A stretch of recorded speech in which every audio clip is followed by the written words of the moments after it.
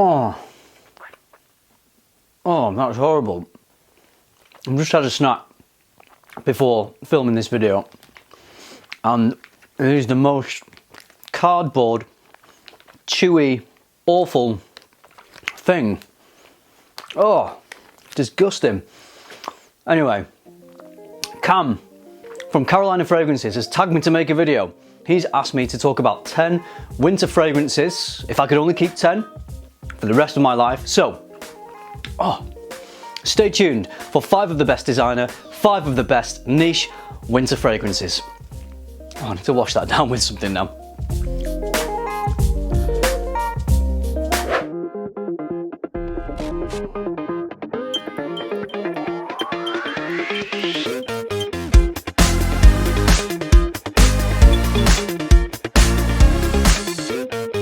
Thanks Cam, this one seemed like a fun video. I enjoyed watching yours, so I'm grateful to be given the opportunity to have a crack at this one. So I've already done a load of winter lists, done my top 10 designer, top 10 niche. They were fragrances that I love, that I've chosen to rotate through this winter. Not necessarily 10 fragrances that I would only choose to keep for life if I couldn't keep any others. So that's what this list is. It's going to differ slightly to some of my choices in those lists, although you will see some crossover between the fragrances in this video and in those 2 lists. But this is 10 winter fragrances that I have to keep if I could not keep any others. Or something like that. So let's get started with a fragrance that I could literally write a book about. It would be an imaginary book, of course. Memoirs of a Trespasser.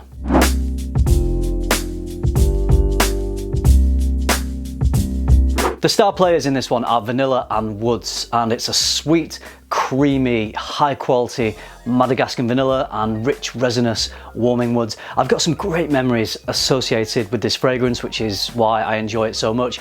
I remember wearing this for the first time. I was out on a winter walk with my family, cold air, and I just remember thinking, wow, this just smells so good in this cold weather. So all the good memories associated with that. And I also remember introducing this fragrance to my mother for the first time, and she was instantly in love with this one, so I decanted her some, and I can very clearly remember the moments that my mum has worn this. I remember one time she was walking in front of me and the sillage trail of this was just fantastic. It's one of those sweet, warming, woody fragrances that makes me think of the wood in a hot sauna, or the sweet smell of a wood burning fire. Maybe you're in a little village, you're walking past a cottage, they've got a wood burning fire and the sweet smoke is coming out of the chimney, and you're just getting lovely wafts of that.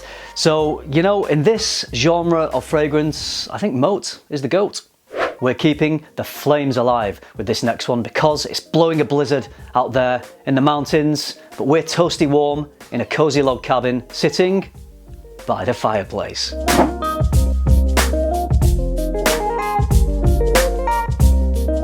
Actually, this one isn't too dissimilar to Memoirs of a Trespasser. This one is smokier, it's not quite as creamy, but you do get that stunning roasted chestnut accord. As with all the scents in the Maison Margiela replica line, it very cleverly and vividly evokes a specific place and the smells you would associate with that place. I wanted to create the perfect scent memory with this fragrance, so soon after I bought it, I went on a skiing holiday to the French Alps, and it reminds me of eating good food in a cozy alpine chalet, drinking coffee in a high up mountain lodge, carving beautiful fresh powder, of being scared crapless on a red slope that was way too steep for my limited ability. Honestly, have you ever been in that situation? You freeze up, you can't move. Very scary. I mean, I was thinking, if I die right now, at least I'm gonna die smelling awesome. So yeah, great scent memories. Next up is a stunning statement-making fragrance from Nasomatto, Black Afgano.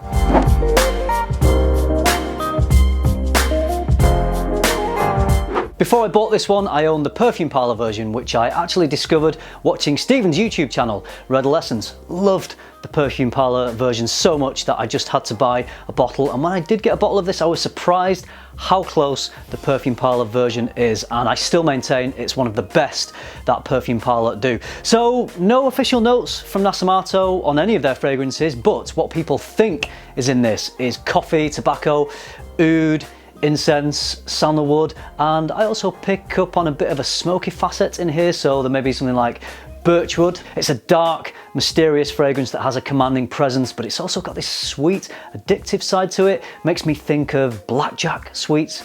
I don't know if it's just because they're black and this is black. Anyway, absolutely stunning creation, ideal for winter, and one that I will never tire of wearing. When it comes to winter, I love booze. Hangovers are a bit of a drag, but I also love boozy fragrances, and this is one of the best boozy fragrances you can buy. From Mugler, it's pure malt.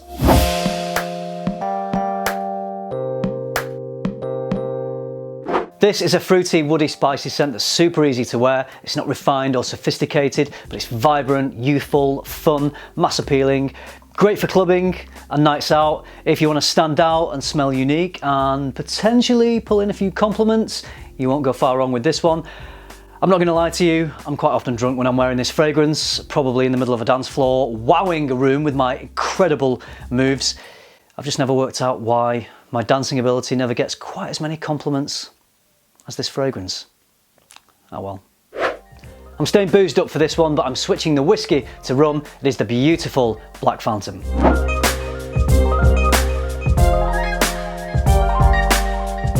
Superb, sweet, gourmand fragrance, rum, coffee, caramel, chocolate. I almost feel like I should be gaining calories when I'm wearing this one. Very different to the fun and playful pure malt. This has that refinement and sophistication. It's very chill and confident, more pub than club. In fact, for me, one of the best times to wear this would be in the winter. I'm dressing up warm, I'm going out to an outdoor winter food market with friends, drinking rum and hot chocolate. Absolutely ideal for that. It's cozy, it's sexy, it's confidence inspiring, and it won't make you fat.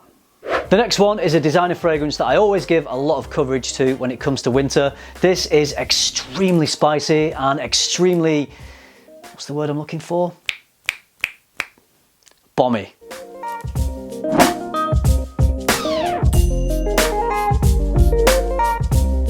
The original is great, this is better. I love that the tobacco in here is more prominent and the rich, creamy, sweet vanilla, and of course tobacco and vanilla are two notes that just complement each other really well. Throw some black pepper into the mix and you have one sexy, assertive weapon of a fragrance, and this is one I will always want to have in my arsenal. Back to niche, and this is one of my niche kings. I've picked this for winter because it is one of the strongest, most potent Parfum de Marly's fragrances that I own, Carlisle.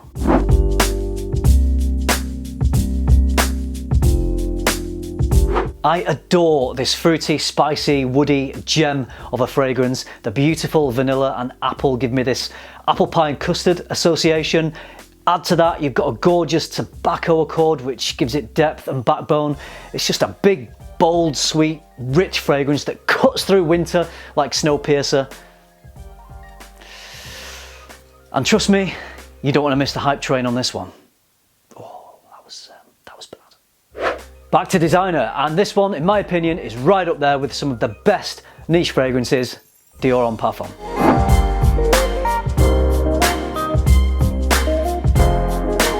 One of the most well put together designer fragrances. It has that beautiful compliment getting powdery iris accord combined with a richness and a depth that gives it a very bold and confident profile. There's a leather here, but for me it's always been a very smooth type of leather, quietly supporting in the background, that lends a great robust quality to the fragrance. Works amazingly well in the winter because its performance is just fantastic. Whether you're going for that bad boy image, or you're dressing up sharp in a suit, or you just want to go casual in jeans and a t-shirt, Dior Homme Parfum is always going to work. It gets the job done. It's got your back, it's got you covered, it's your wingman, it's never going to let you down. It just works every time, always, never stops. Definitely a good fragrance. Yes, it's good. I just love wearing sweet fragrances in the winter, and whenever I'm in the mood for a tobacco and honey masterpiece, I choose Naxos.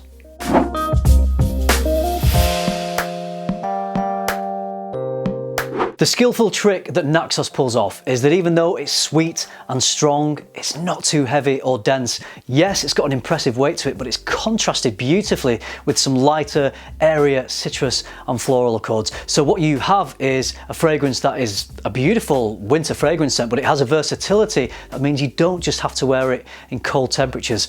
I just find Naxos to be sweet, bright, addictive, and it really, really scratches my tobacco and honey masterpiece itch.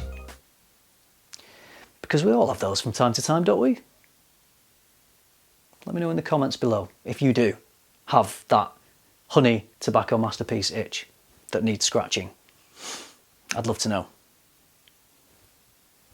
Lastly is one of my winter staples. I discovered this Tom Ford Triumph during winter. I first wore it in the winter time, so for me it is intrinsically linked with this season. Tobacco Oud.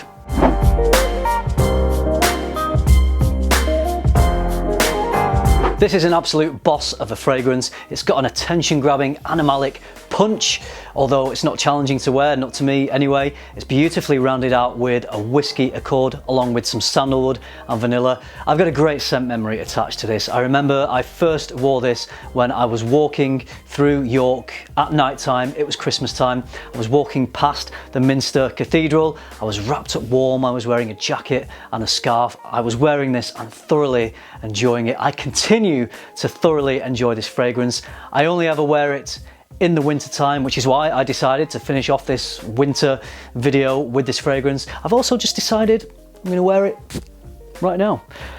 Sadly, this one is on the way out, although it does seem to still be available in some places. There's a lot of love for this fragrance, so I just wonder, if this may reappear and be resurrected in the signature line one day. That's it.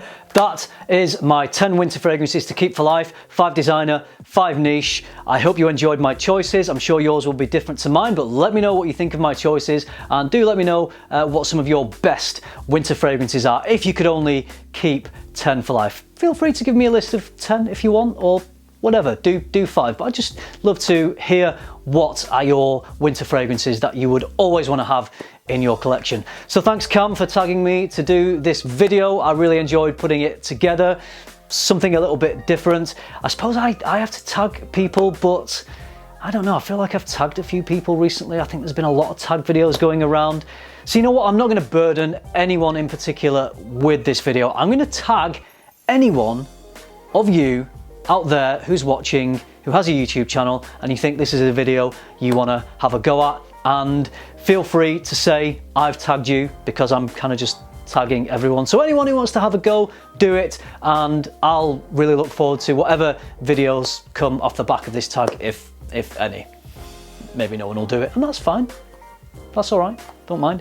So there we go. That's the end of the video. I hope you enjoyed watching. I hope you found it useful. Thank you very much for watching. It's always very much appreciated. Remember, keep tuning into FM, keep smelling good, wrap up warm, and I'll see you in the next one.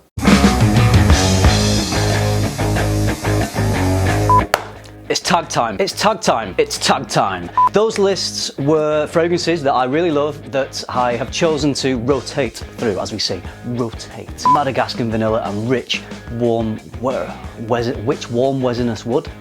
And which warm resinous wood? When it comes to winter, I love booze. The hangovers aren't quite as much fun, but I also love boozy fragrances, and this is one of the best boozy fragrances out there. From Mugler, it's Pure Havana. No, Malt. And then there's a tobacco accord which just gives it great